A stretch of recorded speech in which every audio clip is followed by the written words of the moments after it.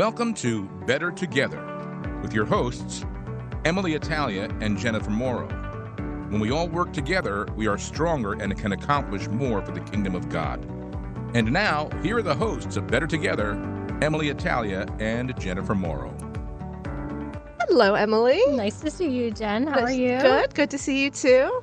Listeners, for those tuning in, thank you. This is our first episode of Better Together. I'm Jen Morrow. I am the editor of the Catholic Star Herald, Diocese of Camden.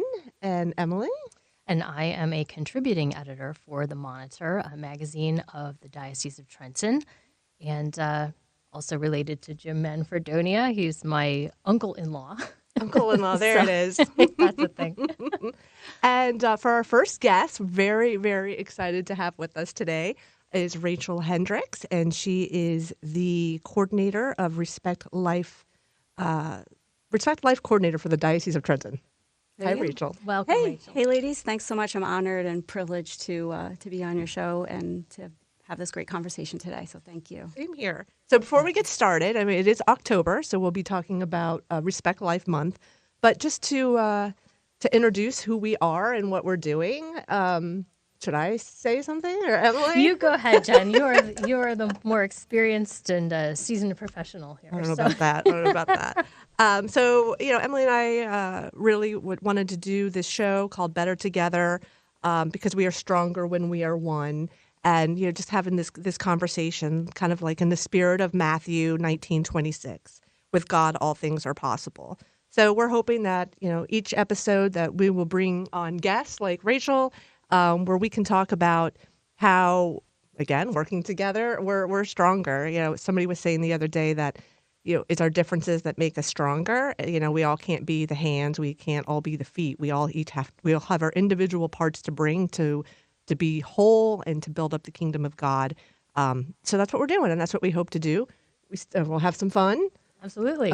We just heard our theme song for the first time, which was good because I was driving here today. I said, I got nothing. Like what I listen to in my car, which is New Kids on the Block at age 46. Yeah, that's not appropriate for this show. So I was really glad that that somebody came up with something before I got in here today. Absolutely. And I think, the whole idea of better together, our lives are kind of like a conversation with other people. We bring in other people that have different ideas from ours. They build on ours and take us in directions maybe we hadn't considered before. So it's always wonderful. We have so many resources within our listening area of people of goodwill who are just, trying to go about their lives, bringing the gospel to light, just by being who they are.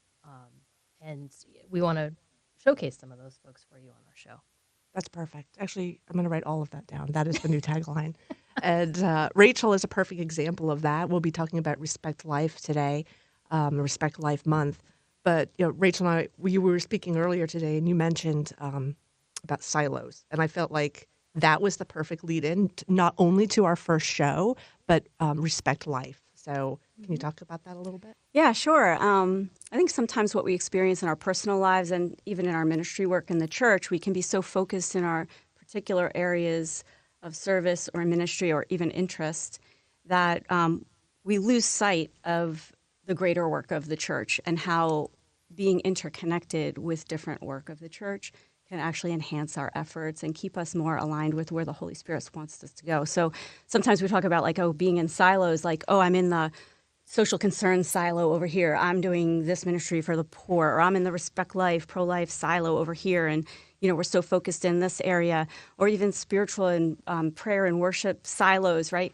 But when we kind of break down those barriers and get involved in conversation about our differences, but our same mission with the church, it's like our work starts to grow exponentially. I think we also gain so much from others and where they're coming from, their personal history and what brought them to ministry work, that it can open a lot of doors and really bring us together. And, our culture is so polarized right now.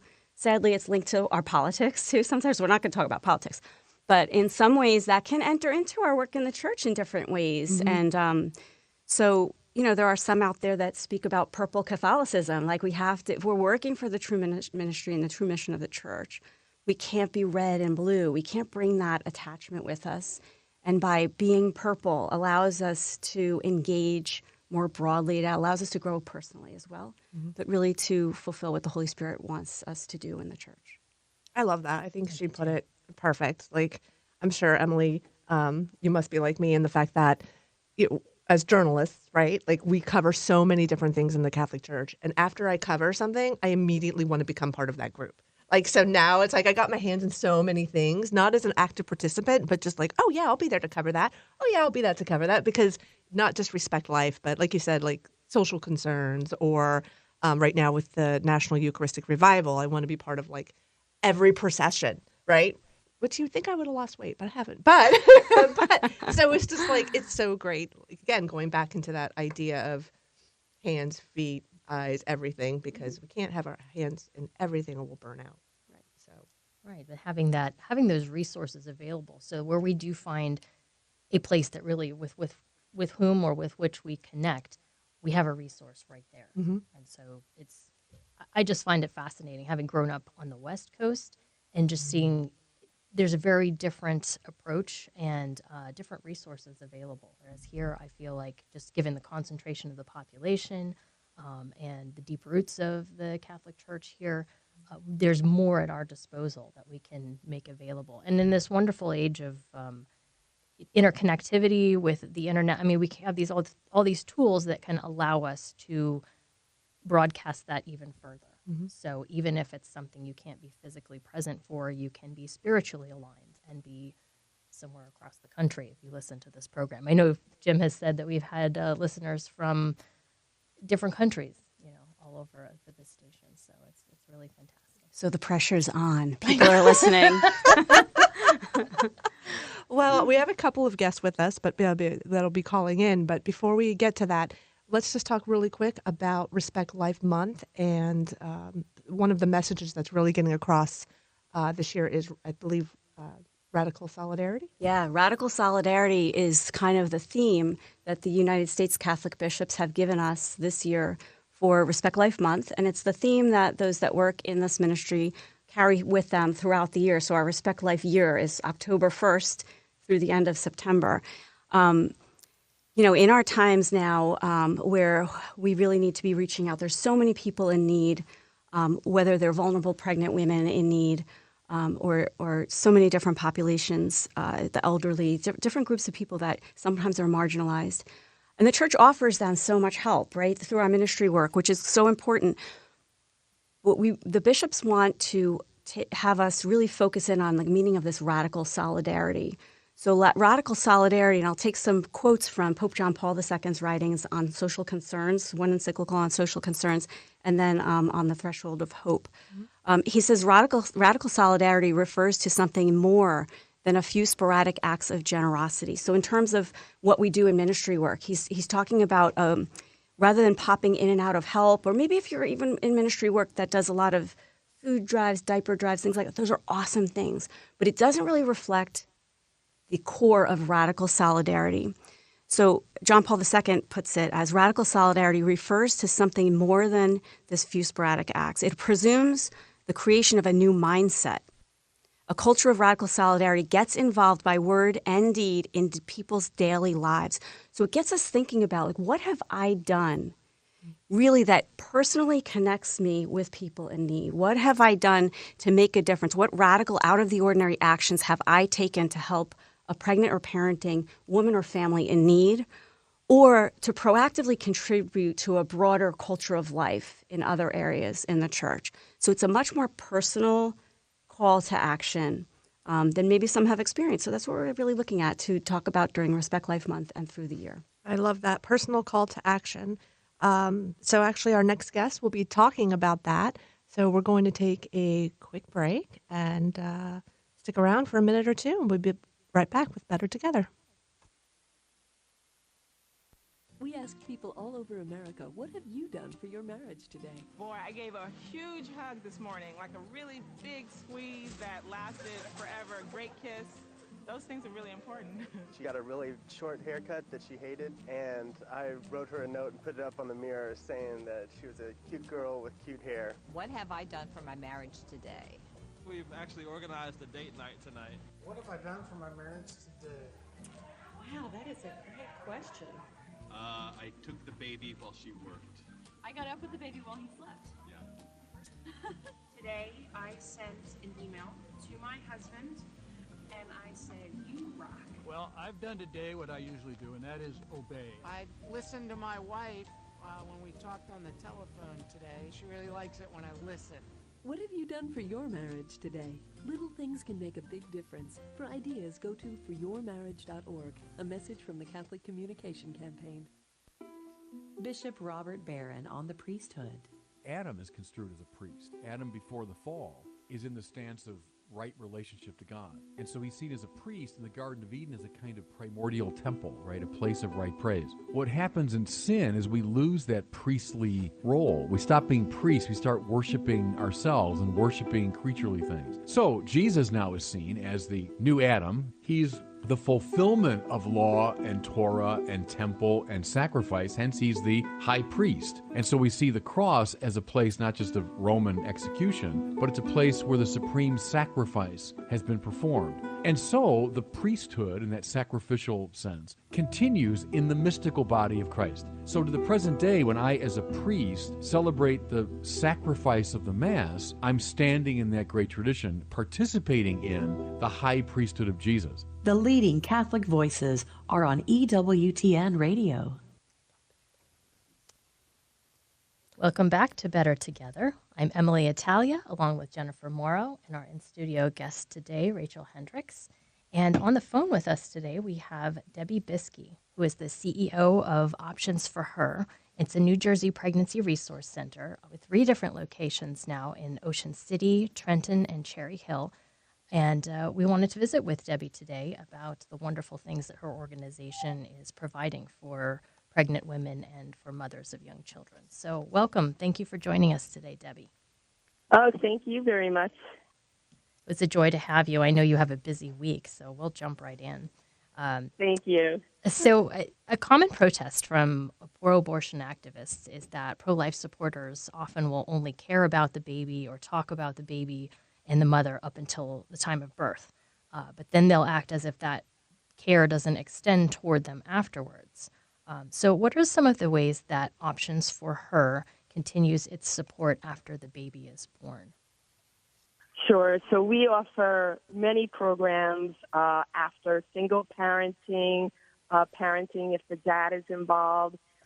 We have something called Single Moms University that has 175 programs, and that's a mix of online and coming into our offices so we can build relationships and hear about, their struggles, their successes, how are we going to get to A to B? And, we become friends. It becomes a part of us. We have meals together. So the relationship continues well after. And, a lot of Options for Her as the vision unfolds, we have like that color wheel. It's like pink, yellow, blue, and we kind of change that up. And that's because in the next year, it's going to be Options for Her, Options for Him, and Options for Families.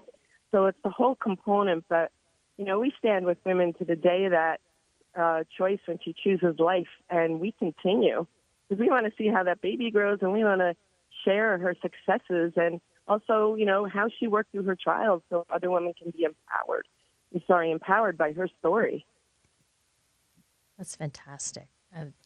And it just speaks to the true love that pro-life advocates have for life in all its forms, and that extends to the new family that's formed when a new life takes place. Yeah, Absolutely. Debbie, I didn't want to interrupt you. I'm just excited. This is Jen. Nice to meet you. It's good to hear that you're saying that there will be Options for Him and Options for Families. So that's something that'll be coming down the road? Yes, Options for Him, we're going to be having a walk like in the spring, and we're going to be talking about, it's called Dare to Be a Dad program, just because, how it's been, like the male has no voice, how it's changed so much, and we have found a lot of the dads are just afraid to say, like, hey, I'd like to keep the baby because they just want to keep their mouth shut. And many women have changed their mind when they say, why don't you tell her? Really simple, like communicate. Mm-hmm. But yes, we want to bring that family component back and stand behind them and with them so they have the support so they just don't give up. That's, I think, a way that Options for Her really distinguishes itself from the opposite side that is very much about, the woman needs to make the choice for herself, and it's as Yes. if there's no other party involved. Right. Whereas you're Yep. recognizing this is a family in the making right here, and we need to recognize the very important, irreplaceable role that fathers have, and being brought into that responsibility, being offered the option to do so, maybe helps them to rise to the occasion. It does. And, in my experience in working with women, you're going to have to do something, right? Once you are pregnant, and it's like, we choose life. We're going to go through the ups and downs, and you're going to have that support. And if you choose abortion, you're going to have to work on that on yourself and deal with the regret and working through that, in your life. And there is forgiveness and mercy and grace, but it's like, let's work with like the positive and how we can really work together and how it would just be so much more beneficial for everyone. Absolutely. So if a woman calls in to options for her using the phone numbers available on the website, she's most likely in a state of distress. She may either already know or suspect she's pregnant, may feel like she doesn't have any support system or way of going forward. Can you walk me through what that process is like? What happens when she calls one of your locations? Sure. So we have two options, and I'll explain them. So, A, they could come through the website. Sometimes they just walk in, or sometimes they call. So when they call, we really offer them to come in and get, a free pregnancy test. We want to make sure that she has a viable pregnancy, right? We want to make sure that she's healthy. And because sometimes the women are not pregnant and they're stressing out, and we want to make sure that is actually happening. We want to make sure that it's a healthy pregnancy.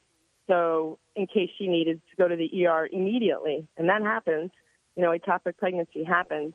And also if she is pregnant, we want to give her an ultrasound, and, she will see her baby on that screen and hear her baby's heartbeat.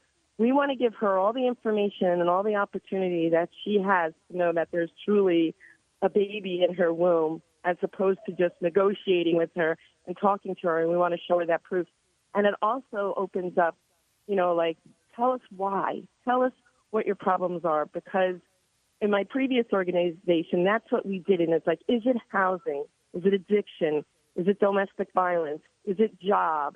Is it medical insurance? And when you start to have solutions for the problems that propel them with fear, it changes, because we're invested in them, and there's answers, and you don't have to do it alone. And, there's no spirit of fear. We're going to get rid of that. So that's what we do. We want to get them in to have the ultrasound and have that conversation to reassure them, because they're acting, just in a reactionary mode, so we want to bring truth.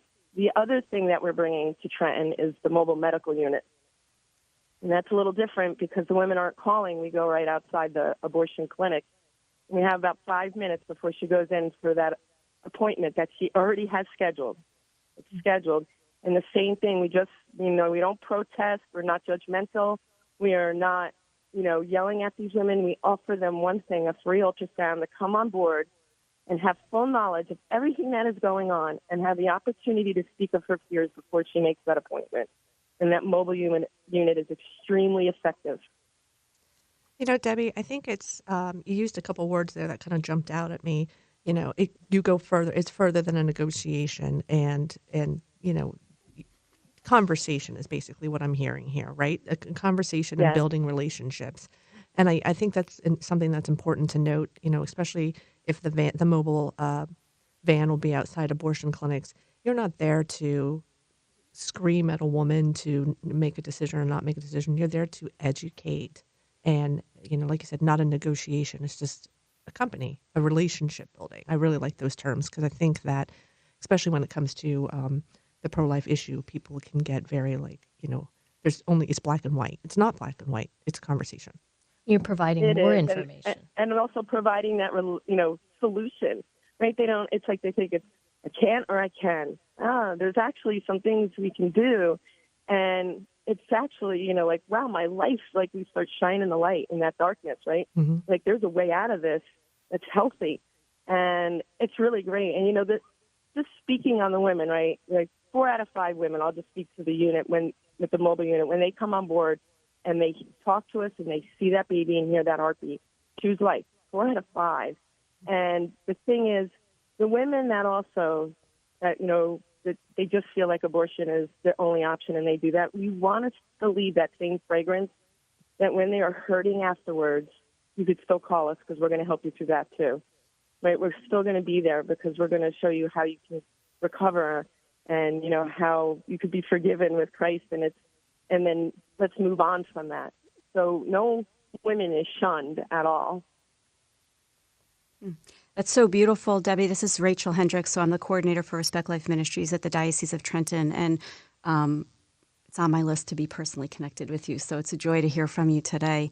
We were talking right before you came on about radical solidarity, how we need to stand together with these women and other people that are in vulnerable situations. And I just commend you and your organization for your mission for radical encounter and hospitality, and really observing this woman. You want to walk along with her and care for her. And it sounds like the first question you ask is, how are you doing to the woman, and not like, what about the pregnancy?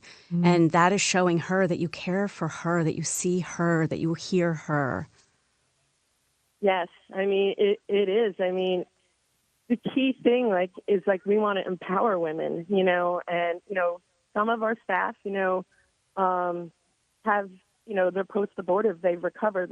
We know, what comes after. We know those things that are running through our mind. It's not like, we're not going to give them a bottle of formula and diapers and say, you can do this. It's deeper, right? It's like, well, how are you going to get out of this? I mean, there's some heavy things that we need on that mobile unit. That's like sex trafficking, domestic violence. And we have built connections with other organizations, like with sex trafficking. We work with Wings on the Way, and they'll come in and they'll get this woman to safety. So we know what all the problems are, and that's what we're here. When you're in that mindset of panic, you can't work out of that. You just want it to stop. So it's absolutely for this woman. And, when we clear that up, there's sound decision in choosing that baby's life, and their lives are changed, immensely. I love the tailored approach, because every person's situation is so different, and what brought them to that situation is so different. And yet, yes, the opposite side offers this is your solution. There are no other options. So you truly do have a kaleidoscope of availability and accessibility for these women to move forward with choosing life in a way that supports them as well as their future family. Mm-hmm. Correct. And so what does your organization need in terms of volunteering? How can people help? I know you have a robust website, and on that website are the different phone numbers for the different locations. Does it also list all of the volunteer opportunities that are most needed? There always is opportunity, and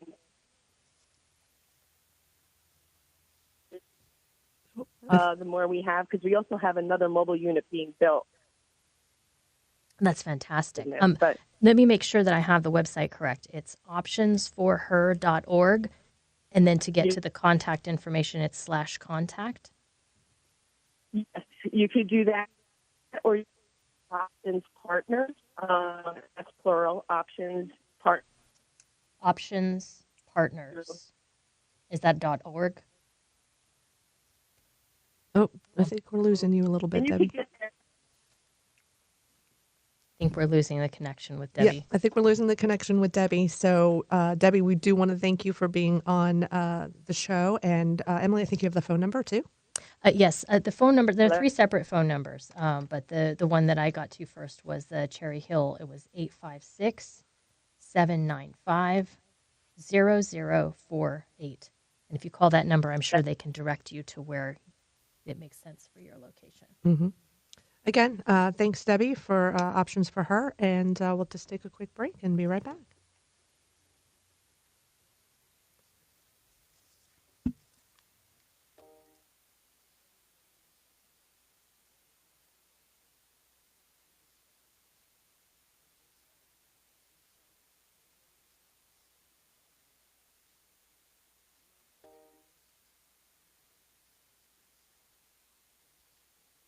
It started like it does for many people, question my faith and question authority. And I feel that the reason why I left was the draw of the world. The world was pulling me away. Some people would say, Satan was working on me. He did not want me in church.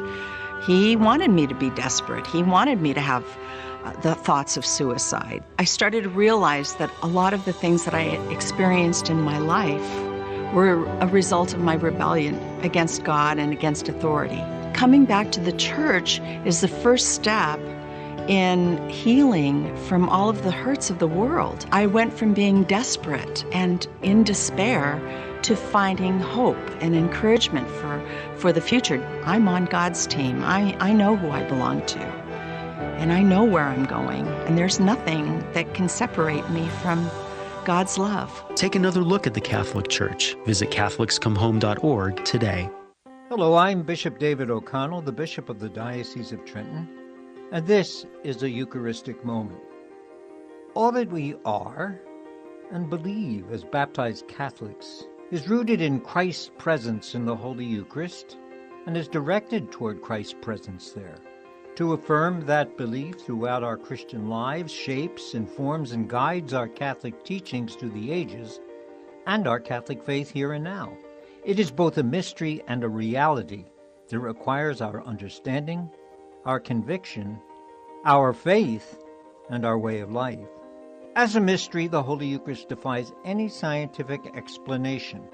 At the same time, as a reality, it doesn't need one. It is both mystery and reality. Remember the Eucharistic hymn, the Tantum Ergo of St. Thomas Aquinas. What our senses fail to fathom, let us grasp through faith's consent. Hi, everybody, and welcome back to Better Together. I'm Jen, and this is Emily, and Rachel Hendricks is with us. Hey there. Hi. So we just got off the phone with Debbie Biskey of Options for Her, and she had some pretty amazing things to talk about the Pregnancy Resource Center and locations that they have in Ocean City, Trenton, Cherry Hill, and the mobile medical unit, I think, outside near Trenton, correct? Right. It sounds like they're, I didn't realize that they were actually right there in that same area out front of abortion clinics, giving women that option right there rather than just a random, place in town. I mean, it's probably doing the best work, right? Because those are the people who need the information. So I like a few things that she said, and Rachel, maybe you could talk more about this, but she was talking about it goes further than a negotiation, because we'd never know what the women are going through, right? And it's not just I don't want to say just, that's not the right word, but it can be any situation, including what she was talking about is seeing a lot of women who could be sex trafficked and are just looking to get out, or sometimes it might even be going in there to get help. So how can we better accompany women and men and families? But we'll talk about that in a second. But yeah, I think the first step is to recognize that each woman is different, and they're coming to this vulnerable time in their lives from a very different place. Some people don't realize that there are married women who are financially secure, who find themselves vulnerable because of an unexpected pregnancy or a poor prenatal diagnosis, as well as, the majority of women, sadly, who have abortions are financially insecure or don't have the emotional and spiritual support to make that decision for life. So there's so many different circumstances that impact these decisions. It's hard to listen to some comments from pro-life folks that think it's so simple as like, well, she should have just crossed her legs. And that's so damaging to the pro-life message, because I know you look horrified, I Jen. do. I am actually horrified. But it's something that we have heard, and I don't know where that comes from, and I don't judge, because I don't know the circumstances that brings people to have that worldview or that cultural view. But the lives of these women, all of our lives are complex, right? But what's beautiful is, Debbie's bringing it. She's walking the walk, right? And we'll talk later about walking with moms, right? Yeah. So hold that thought. But Debbie is really bringing it. I would imagine in other areas of her life, she enters into encounter and relationship with people. It sounds like this is just who she is. She wants to know people. She wants to encounter them personally. She wants to be engaged with who they are and where they're from, and wants that back and forth too, wants to be fully engaged by others in her own life and circumstances.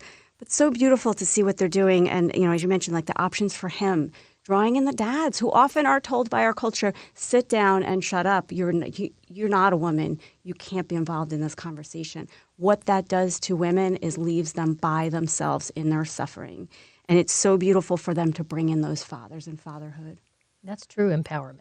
I mean, we love to use that word when we're talking about women and the choices before them. But quite honestly, having support from people who care about you is more empowering than saying, do it on your own. So now I feel like I have a controversial question. So hey, I'm up for it. If you don't want to answer it. You know me. Yeah. So, all right, 2 questions you brought up. So I'm going to just now throw them out there. So you brought up the thing about the crossing the legs, right? Mm-hmm. The horror look. So what do you say to people who say, it's her life, leave her alone, right, for pro-choice. And also the men have no voice. Like, I hear that all the time. You don't even know. It's what I go through with, being a woman in my body. So you don't have any say. Mm-hmm. As a woman, I understand you guys have no idea what's going on in here. But what do we say for that? Because I disagree. Obviously, there's options for him. That's for a reason. So what would be some of the counter arguments for both of those statements? Gosh, I think that if we all just reflect on the meaning of family in our lives, and even if we've come from a place of difficult family and challenging family relationships with our own parents or our own extended family, we know somehow deep inside of us that our family connection is what grounds us in our community. And the stronger our family connections are, the more we're able to engage in a healthy way in our broader community. So it can be a simple kind of solution to say, well, she's on her own and she needs to deal with that, and the man has no say. But when we look at how we're created, right, we're created in a complementary way, right? God created us male and female, and even if people are coming from a non-religious kind of worldview, we can see how our biology is oriented toward generation of our species, right? And there must be, even if you're just talking about natural law, a plan for that. There's got to be a role in the male and the female that generates that new life. And so that's the fundamental basis of family building. We've seen this over the centuries. People of all cultures over the centuries have always seen an important role of bonding a male and a female together in a family unit civilly for the sake of that foundation of the family. There's been a recognition over centuries of time that family unit is absolutely imperative to keep together for the betterness of the whole community and society. That's kind of falling apart now, and we're seeing the ramifications of that. And I would say, too, even discluding fathers from this decision, from this whole process, perpetuates a lot of the vulnerability that leads to more of these situations. Children who come from single-parent homes are much more vulnerable to ending up as single parents themselves. And the statistics bear it out. Right, and single parenthood, especially for single moms, is the number one indicator of poverty. And so when we look from the other vantage point, where sometimes the people who are most proactive against fighting against poverty sometimes also have a pro-abortion worldview, which is really interesting to see. But if we can pull some of these women out of poverty by offering them assistance as they choose life, we have the best outcome for the woman and the child, and the best outcome if we can reunite that family system with the father. It's how we're created, and we really need to really give that wraparound support.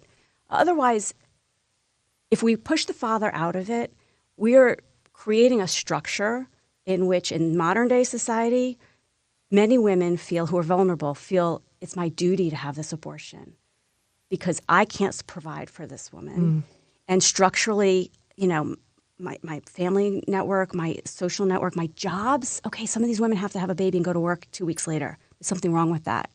So pushing the dad out of the way creates this societal structure that coerces a lot of women into this situation where they think abortion is their only choice. Well, I think that's a great segue to our next guest, who will be talking about an initiative of the U.S. Catholic bishops called Walking with Moms in Need. So stick around and we'll be right back with the next guest.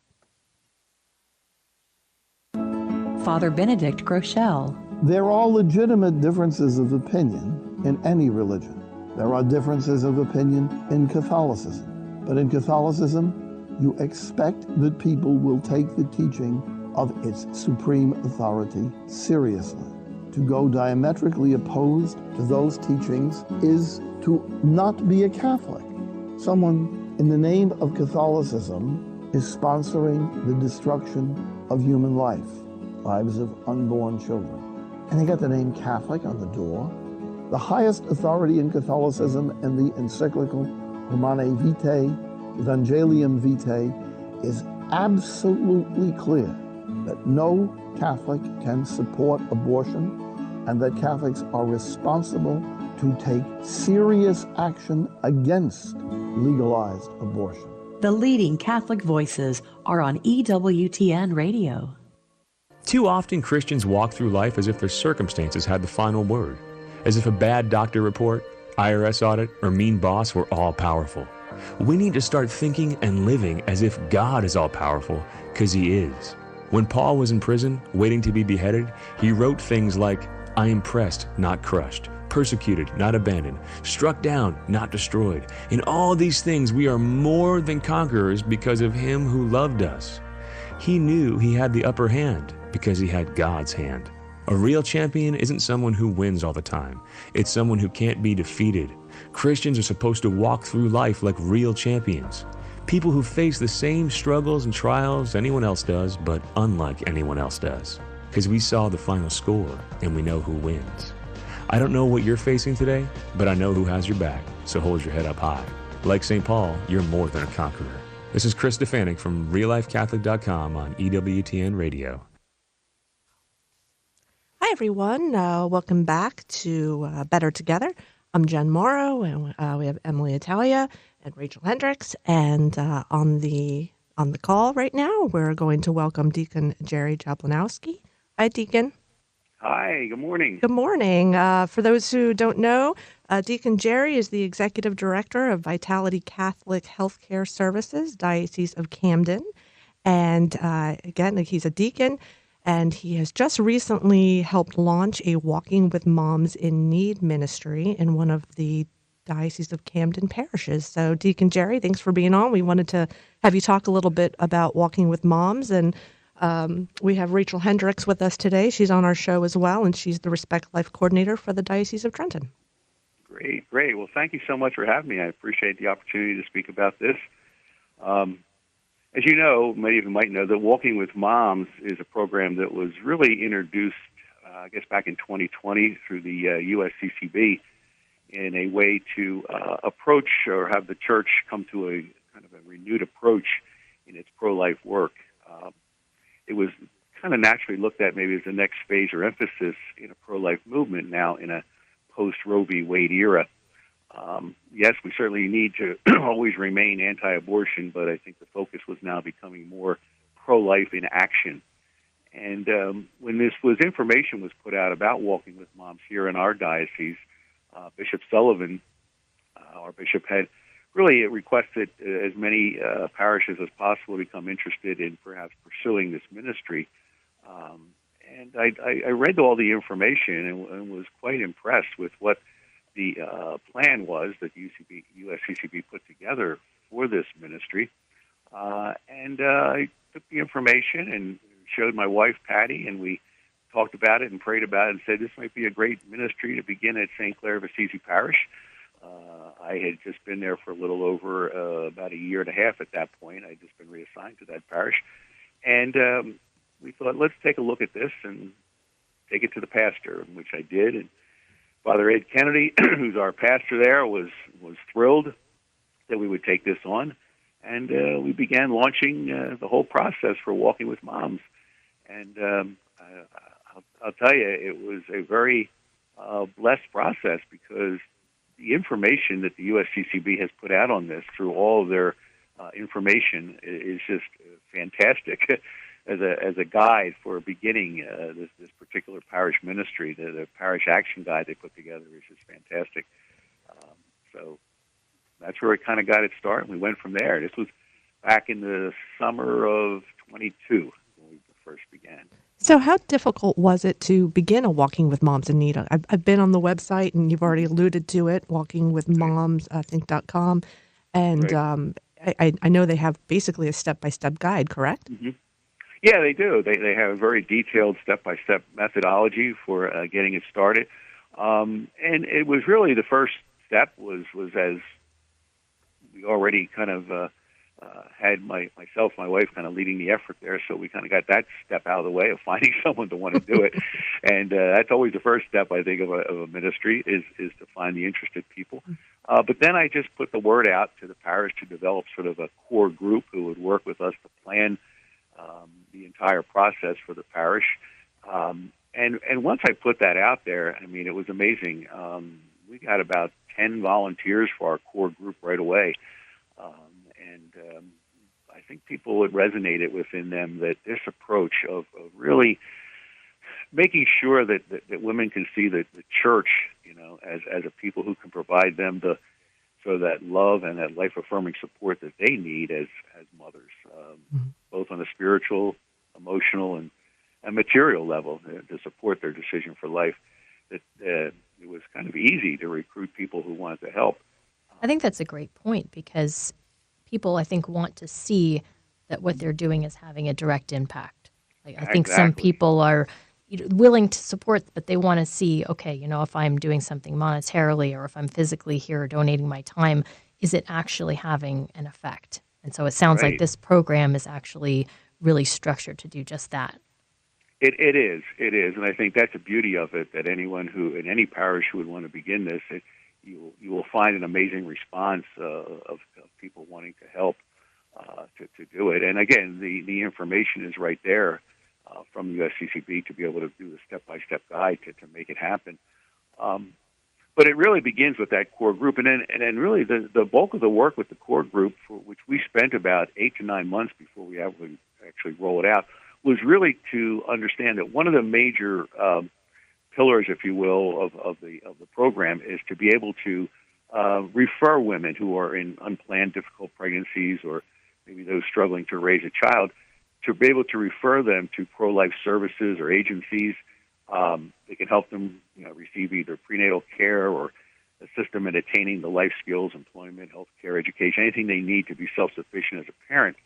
So that's really the first step, and we took a lot of time to create this whole resource list. We call it sort of the inventory process, where we saw what resources were available in our area that women could use, and we tried to identify any gaps that may have existed in our immediate area that we could maybe over time be able to fill.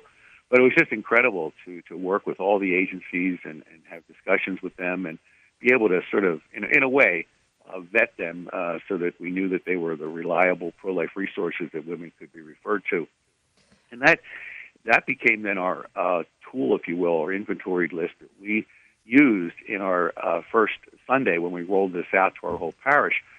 The goal was to get that resource list in the hand of as many parishioners as possible so that every parishioner would know how to refer a woman who was in a crisis or in need, that they could at least share with them that information of where they could seek help.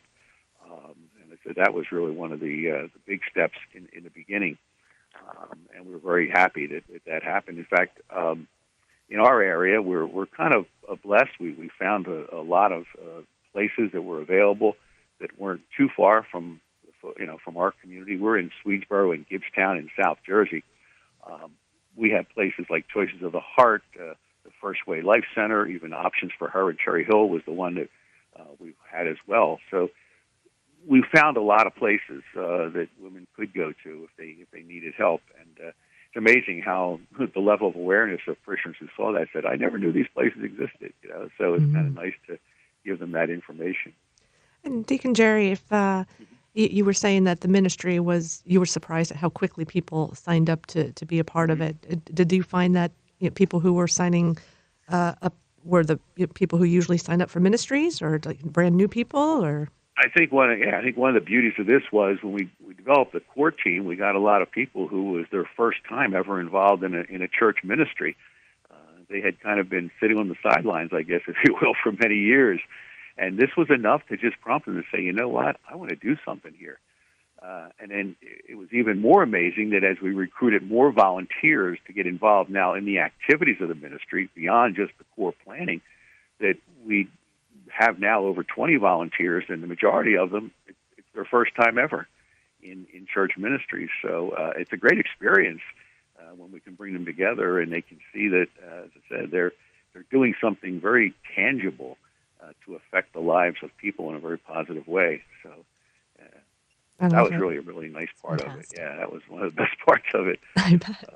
Well, like you said, it's always difficult to get the volunteers. So praise God for that. Right. Yeah, that was a big part of it because it's always one of the concerns, and when you're especially starting up a new ministry, will I get people to help do this, and who are going to be the people whose hands we need to use and heads we need to use to get this program off the ground. So it was very great to be able to do that. So, as I said, we launched it on Mother's Day of this year, so it's still relatively new. It was back in May 14th that we launched it. And it was just such an overwhelming response by the parish. They received all the information that we had gathered. We also asked that weekend be sort of a baby supply drive. So we had, a big inventory of diapers and wipes and formulas and baby clothes. And people were so generous at just bringing things to the church that fortunately, we were able to find a nice room in our parish offices that we were able to keep all the inventory supply that we have now as it's coming in. We refer to that in our parish, and it's become commonly known as Angelo's Closet.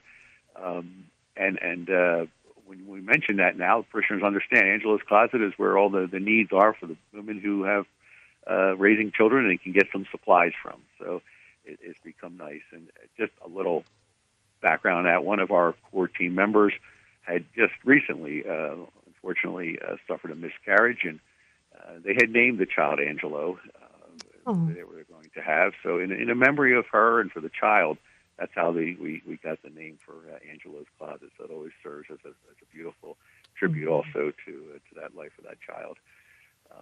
Well, thank you, Deacon. We appreciate that.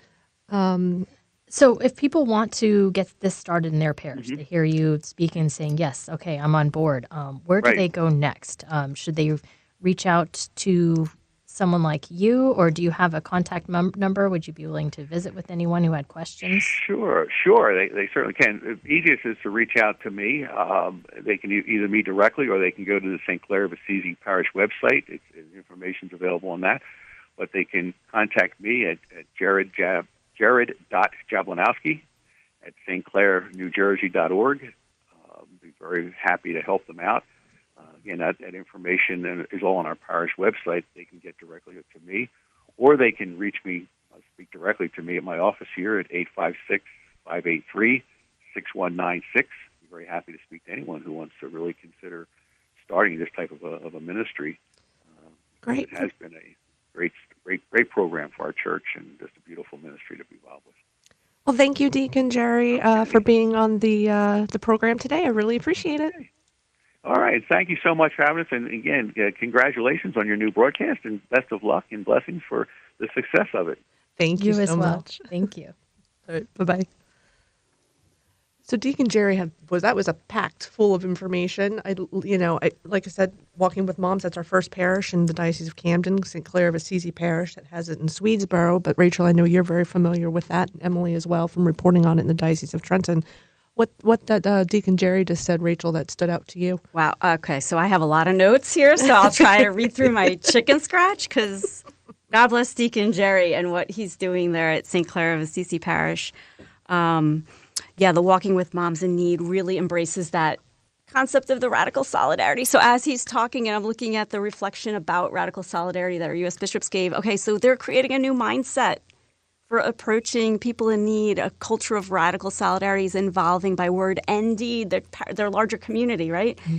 And what he's doing is really embracing new evangelization. He's pulling people into ministry that haven't been involved before and taking those baptized that we have that call, right, by virtue of our baptism to be reaching out with our hands and our feet in whatever way we're given according to our talents and our time and our treasure. And he's calling them into action in a way that they can do in their season of life, right? Okay, so how beautiful is that? Right. All hail, what's happening down? Obviously, the Holy Spirit is totally at work here in this parish. Just beautiful, beautiful things happening.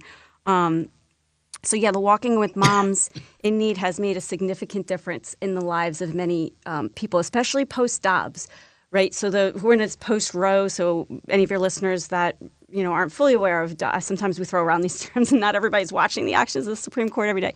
But Roe v. Wade, the law of the land that allowed legalization for abortion through all 9 months in all 50 states, was overturned in June 2022, which sounds like it coincided with the start of this beautiful ministry, Walking with Moms. And so now we're in this post-Roe period where states now have the opportunity to either prohibit abortion and place more restrictions, where they really were only able to put, states were able to put some nominal restrictions on abortion, or as in New Jersey, sadly, they're making the choice to expand abortion services. So in a state like New Jersey, it is absolutely imperative that we are reaching out to embrace these vulnerable women. It's always been the case, but even more so now, where the politics are going to be batted back and forth, and we pray for a conversion among so many of our legislators here in New Jersey that are abortion-minded. We pray for that conversion. While we're doing that, and while we have opportunities to advocate for policy to be more pro-life and pro-family and pro-women, we need to be reaching out with the arms of the church and making the church this hospitable place of welcome for vulnerable people, especially those that are pregnant women and girls and families, to make that choice for life. And that's what Walking with Moms, it's creating that awareness about what's even in our communities and what's in our areas. Even people who have been involved in pro-life activities for a long time are taking a look at that inventory that the walkingwithmoms.com site has, that parish inventory. I've talked to so many people who are looking at that. They're taking a true inventory, and there's things available in their neighborhoods and close by communities that they didn't know about. They might have known about the birthright that's 30 miles that way, and they might have known about options for her that does awesome things, but maybe they didn't know about that pro-life doctor that's a parishioner that might be able to offer help for a woman in need, or that pro-life attorney, or that community mental health organization that might not be Catholic or might not be Christian, but they're doing great work to protect life, to protect women, to protect families. The challenge, I think, before us now, because of the expanded abortion access, is to make pro-life attractive as an option, because it's a decidedly longer term solution, and a lot of people, I think, are not willing to embrace that because it is hard. It is hard to raise a child under the best of circumstances, and I think they recognize going into that, well, if I just take the shorter term, this will be over, when in fact it does follow women for the rest of their lives. Right. And the stats show that initially when a woman has an abortion, when they're surveyed, right, within, a day, a week, a month, even a couple months, they feel a sense of relief because that immediate crisis that they were in is now not there anymore. But there are significant numbers of women who right away feel regret, absolutely. Many women start to feel regret that they don't even recognize as regret, and it can come out as all kinds of mental health issues over time, difficult relationships, inability to bond with born children that they already have or that they have in the future after an abortion. There are marital problems that occur because of the wedge that comes between the man and the woman when an abortion is procured. Well, Rachel, thank you so much, Rachel Hendricks, for being on our first episode of Better Together. This has been a fantastic opportunity, great conversation, and I have a feeling it's always going to end a little too soon. That right? We can have a post show later. Post show. Yeah, we'll schedule it. Thank you, everyone, for tuning in with us today. And we'll see you on the next one. Have a good week.